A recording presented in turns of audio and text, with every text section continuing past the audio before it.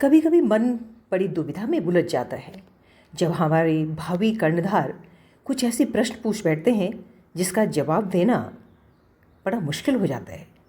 ऐसे ही मेरे कुछ बच्चों ने प्रश्न पूछा द्रौपदी और 5 पांडवों के बारे में, जिसका जवाब देना तत्काल मेरे लिए संभव नहीं था।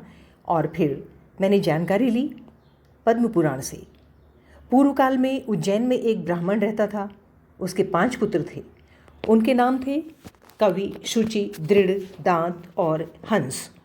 पांचों संगीत कला में निपुण और मधुर कंठ वाले थे। अनेक राजसभाओं में गायन करने और मूल्यवान पुरस्कार पाने से उनके पास काफ़ी धन हो गया था। एक बार वे घूमते हुए मथुरापुर के राजा सुबीर के पास आए। सुबीर संगीत का शौकीन था। उसके दरबार में कादम्बिनी नाम की नर्तकी संगीत की धुनों पर नृत्य किया करती थी। जब पांचों भाई राजदरबार में पहुंचे तो संगीत बज रहा था। कादम्बिनी नृत्य कर रही थी। उन पांचों ने जाते ही राजा से कहा, तुम्हें संगीत का ज्ञान नहीं, तुम्हारे यहाँ वीणा के 2 तार ढीले हैं। राजा ने देखा तो उनकी बात ठीक थी। बस राजा ने उन्हें संगीत का आचार्य मान उनका पूरा सत्कार किया। कादम्बिनी भी हैरान थी कि आज पहली बार किसी ने उसके संगीत में कमी बताई थी। उन पांचों ने स्वयं मधुर संगीत बजाया। कादम्बिनी के पैर थिरकने लगे। पूरा दरबार संगीत की लहरों में झूमने लगा। राजा ने उन्हें खूब इनाम दिया। कादम्बिनी ने दासी के हाथों पांचों भाइयों को अलग अलग पत्र भेजे। कवि को लिखे पत्र में कादम्बिनी ने एकादशी के दिन यमुना किनारे बने देवालय में मिलने का समय दिया। शुचि को पत्र में द्वादशी के दिन उसी स्थान पर आने को कहा। इसी प्रकार दृढ़ से त्रयोदशी को, दांत और हंस को क्रमशः चतुर्दशी और पूर्णिमा के दिन मिलने के लिए लिखा। यमुना के किनारे बने उस देवालय में एक ब्रह्मचारी रहते थे। वह एकांत प्रेमी थे। भगवान के भजन में अपना समय गुजारते थे। किसी की बुराई सुनने को ना मिले इसलिए वो भिक्षा लेने गांव में भी नहीं जाते थे। जंगल में उन्होंने गौएं पाल रखी थी। उन्हीं का दूध पीकर और कंद मूल खाकर वो अपना गुजारा कर रहे थे। एकादशी के दिन उन्होंने व्रत रखा था। वह देवालय में ईश्वर भजन में मग्न थे। संध्या के समय कादम्बिनी ने उस देवालय में प्रवेश किया। थोड़ी देर में कवि भी वहां पहुंच गया। उन दोनों ने देखा ब्रह्मचारी ऋषि प्रभु भक्ति में लीन है। वे भी वहीं बैठ गए। ब्रह्मचारी ने पंचामृत बनाया। उन्हें भी पंचामृत प्रसाद रूप में दिया। पंचामृत से उनमें भक्तिभाव जाग उठा। वे रात भर जागरण करते रहे। कवि ने वीणा बजाई। कादम्बिनी ने नृत्य किया। पूरा देवालय संगीत की झनकार से गूंज उठा। सुबह कवि और कादम्बिनी चले गए। अगले दिन द्वादशी थी।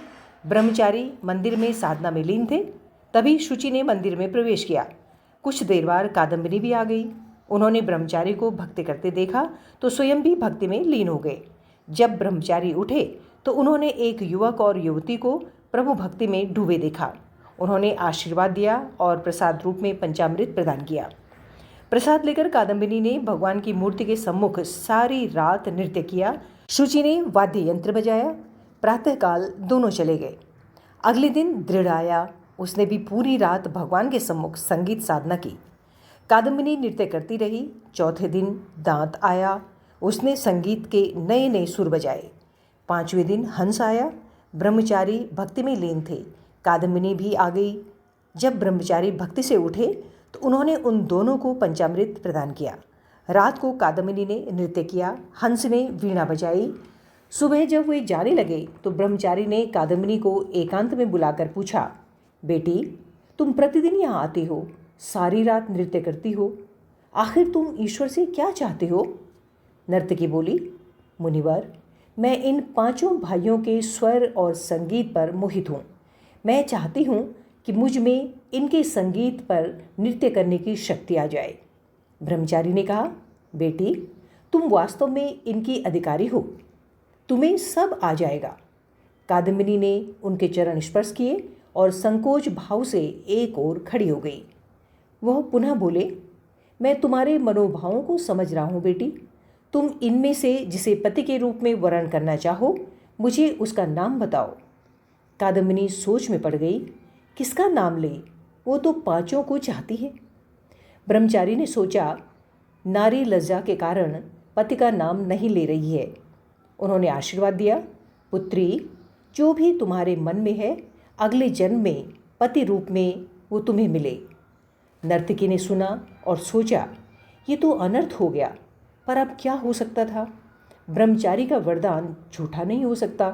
वो चुपचाप महल में लौट आई। अगले जन्म में वे पांचों भाई 5 पांडव बन कुंती के घर पैदा हुए। कादम्बिनी राजा द्रुपद की पुत्री द्रौपदी बनी।